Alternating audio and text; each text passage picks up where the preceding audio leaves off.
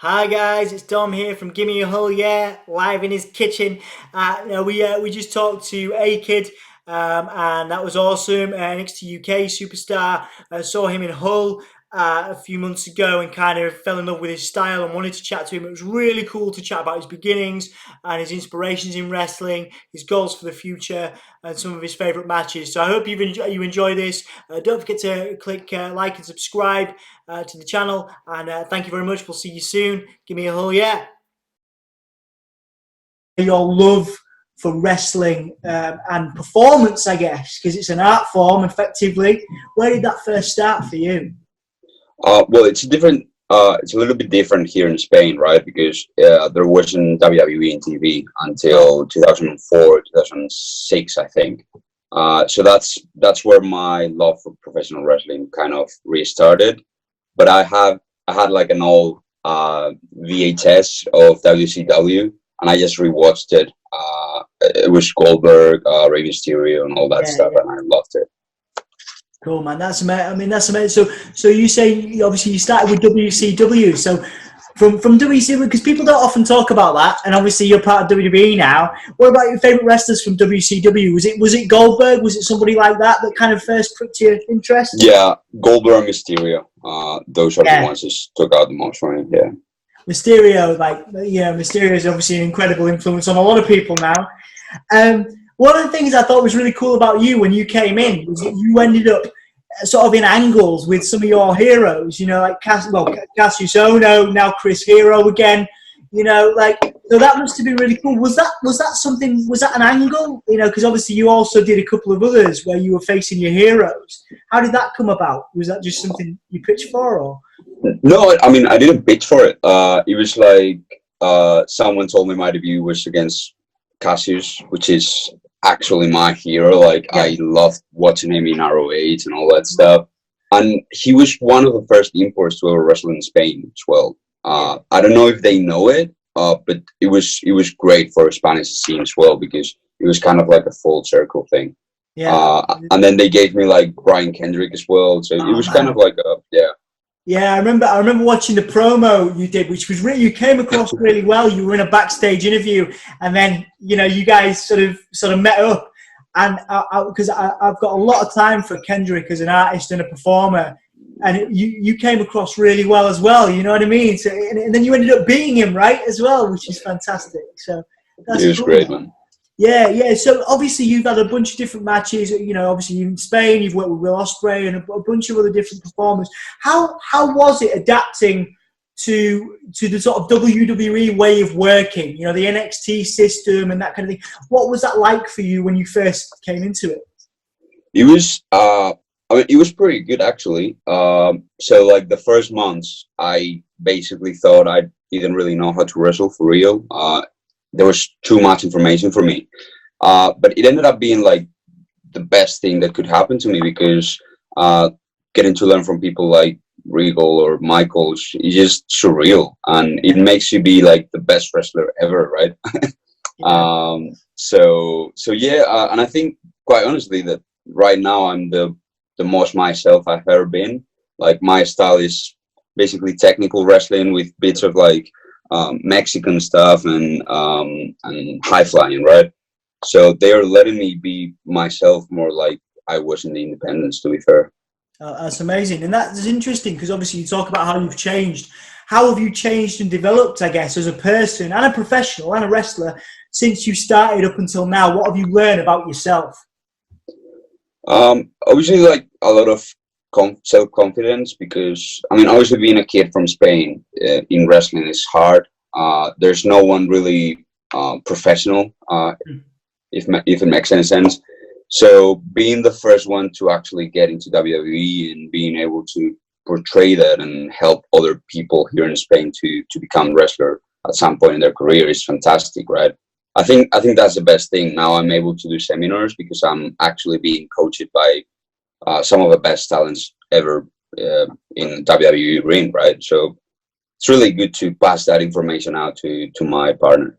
Absolutely. And talking about that advice, obviously it might not be from someone in WWE, it might be back home in Spain. What's the best bit of advice you've ever received? And to be honest, that could be about wrestling. It could be about anything. What's the best piece of advice that you as a kid have received? I don't know if it's the best one, but the one that really sticks is being unique. Someone, after wrestling him, he told me to be more unique, more myself. He saw something in me, but he told me that almost every move I did was from someone more famous than me. So he was like, you should change that because you have talent, so you can actually do it and be better. And I used it, and as soon as I used it, I saw how everything like kind of came across right, and just it elevated my matches. To be fair.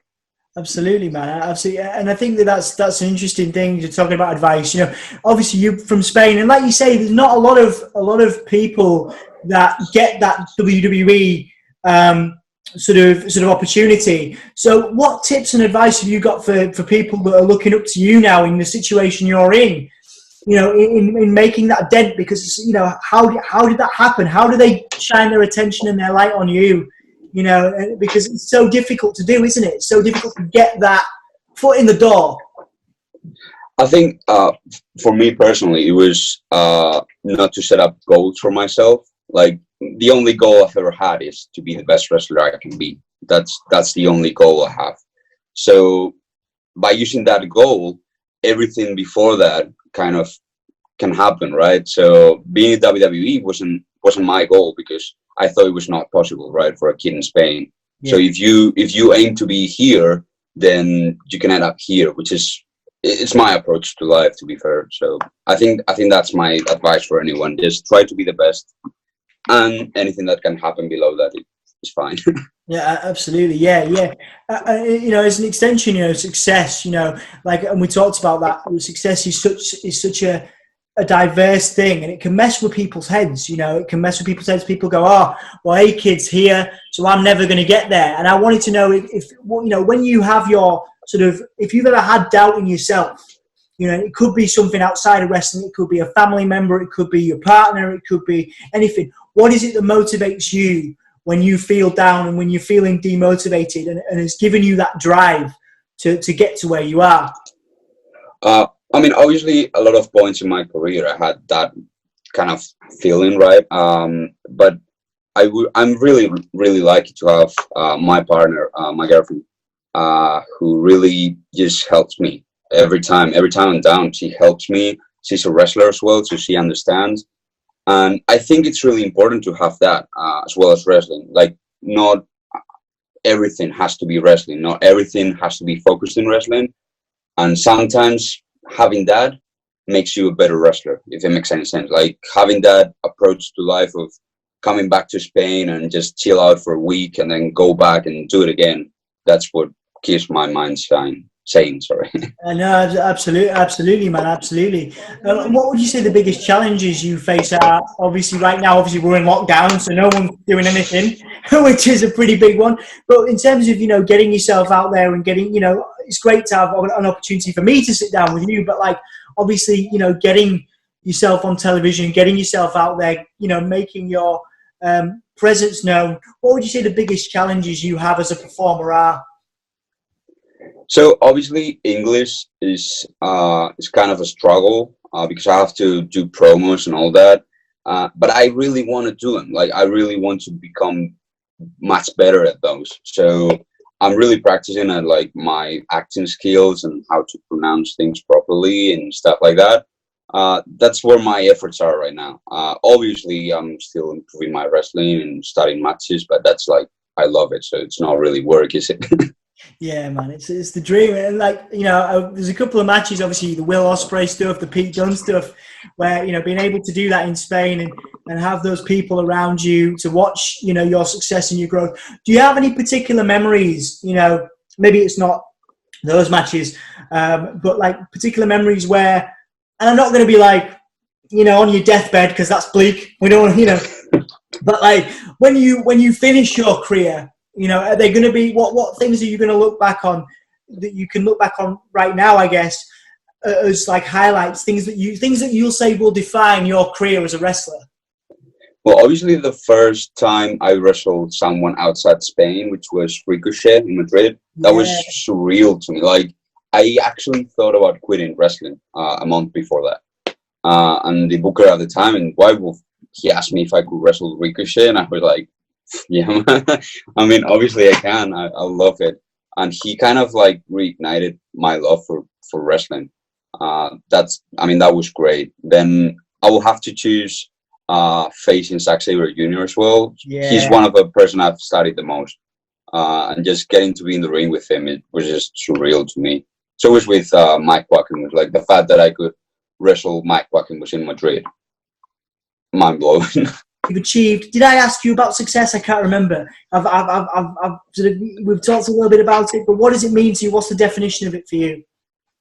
Um, I think it's just being happy with what you've got. Like, and quite honestly, I am right now. I'm in a position in my life where everything kind of fits together like perfectly. My job is my passion. Everything I do has to do with wrestling. Like every single day, I try to be a better wrestler. I try to improve. I try to study matches, train. I'm in the best physique of my life right now, and I really hope that next year it will be like even better. So I think that for me, that's success. Like just being happy with your loved ones and doing what you love. Absolutely, man, absolutely. And it'd be a shame not to ask as well.